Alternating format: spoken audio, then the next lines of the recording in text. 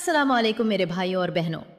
जुमा का दिन हफ्ते के तमाम दिनों का सरदार है और इस मुबारक दिन में एक ऐसी घड़ी आती है जिसमें मांगी गई कोई भी दुआ रद्द नहीं होती। अगर आप शदीद माली परेशानी का शिकार हैं, रिस्क की तंगी ने परेशान कर रखा है या जिंदगी की कोई ऐसी हाजत है जो पूरी नहीं हो रही, तो आज की वीडियो आपके लिए एक बहुत बड़ा तोहफा है। आज मैं आपको अल्लाह रब्बुल इज़्ज़त के दो ऐसे मुबारक नाम बताने जा रही हूँ जिन्हें अगर आप जुमा के दिन असर से मगरिब के दरमियान पढ़ लेते हैं तो इंशाअल्लाह अल्लाह पाक गैब से आपकी मदद फरमाएगा। हदीस मुबारका में आता है कि जुमा के दिन एक घड़ी ऐसी होती है कि कोई मुसलमान बंदा खड़े होकर नमाज पढ़े और अल्लाह से कुछ मांगे तो अल्लाह उसे ज़रूर अता फरमाता है।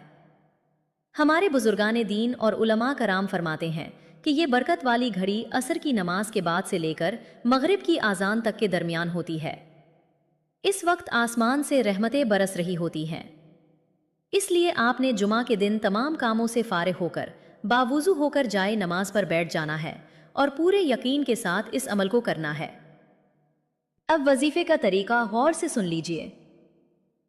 सबसे पहले आपने 3 मरतबा दरूद पाक पढ़ना है। आप कोई भी दरूद पाक पढ़ सकते हैं, लेकिन दरूद इब्राहिमी पढ़ना सबसे अफजल है।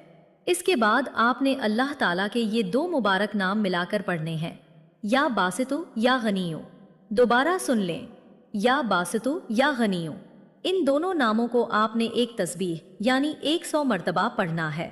पढ़ते वक्त अपने दिल में अपनी परेशानी और हाजत का तसव्वुर रखें।